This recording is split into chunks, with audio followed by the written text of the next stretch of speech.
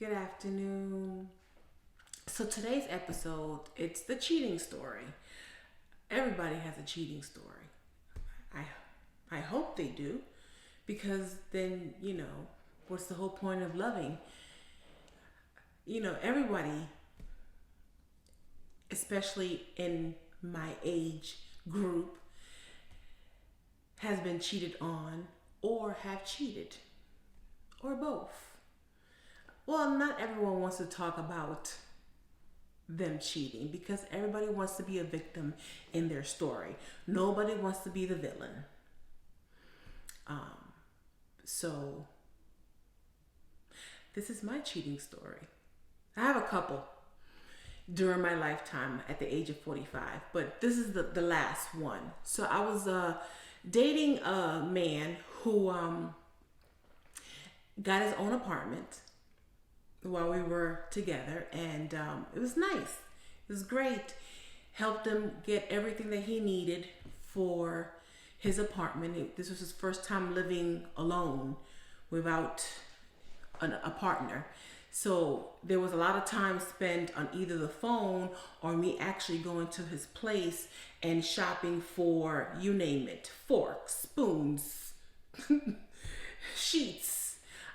We spent hours looking for the perfect dining room table and the perfect couches and chairs and all that stuff. I also spent time in his house while he was at work so that he can get the packages because some packages need a signature. So I was there signing away and waiting for him to come home so that everything was fine and he got all his packages. So when you're in somebody's apartment, you know all the nuisance of the apartment, right? You know the way the radiator sounds and the way if the neighbor walks the dog up and down. So, you know, one day, a couple of weeks later, I jumped on a mutual friend of ours, her Instagram live. I always liked the way she talked. She had some very good topics. I'm not a big fan of jumping into people's lives, but if they're interesting, I would jump in. So I jumped in this afternoon. Or was it an evening? I think it was an evening. So I jumped in and she's talking and I'm just like all excited because, it was a great topic. And, I noticed that she was sitting in a dining room table and I was just like, oh, it's a very nice dining room table. Okay. But she kept on talking. She kept on talking and I didn't pay anything no mind until she had to stop talking on her live because we both said at the same time the radiator kept going on. It had a very big humming sound. And like I said, she and I both said radiator. And I was just like, wait a minute. So by this time, I'm not listening to a word she's saying. By this time, I'm trying to look over the screen, under the screen, to the side of the screen, but I can't. Why? Because it's a freaking screen. I can't look more than what I'm looking at, right? And then the universe said to me, just look at what she's wearing. And I sat back and I looked. And she was wearing a very distinctive t-shirt that I had just taken out the laundry and folded and put in his closet just a couple of weeks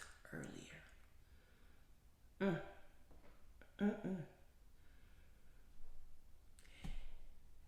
At this point, there was nothing more to say. I have never called him again. I'm not one of those rah-rah kind of people, I don't send out long texts or emails. Because when people betray you, they know what they're doing. And they don't have to be reminded of the betrayal because they're going to do it anyways. So save your breath, sis. Save your breath, bro. Just remove yourself and remove your energy from that. You just dodged a bullet. And yes, I picked up my broken heart and I fixed it, and it took me a long time to get over that.